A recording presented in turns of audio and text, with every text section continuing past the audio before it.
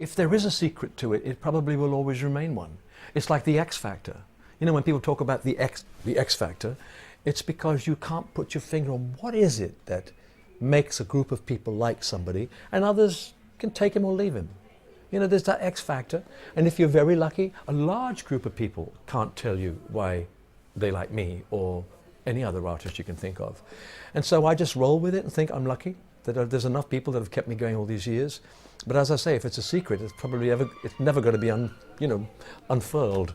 So but you know, it's been a wonderful time for me, and of course I didn't ever dream my career would last this long. So I'm very grateful to all of you who have supported me. It's been fantastic. Well, I suppose when you think of Europe on the whole, the Shadows and I kicked off, and we got known in almost all the countries in Europe. Then we went further afield, of course, to the Far East and to Australia and New Zealand. The only place that we didn't really make it, we made good press, was in America. And I've, as a soloist, have never really been able to crack America.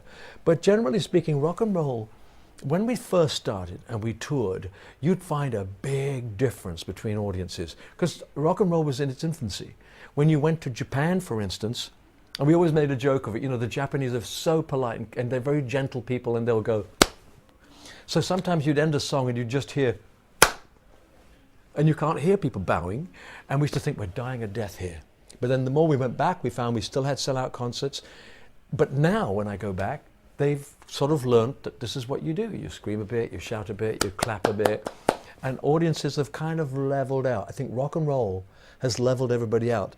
Within that rock and roll world, we are like a huge supermarket.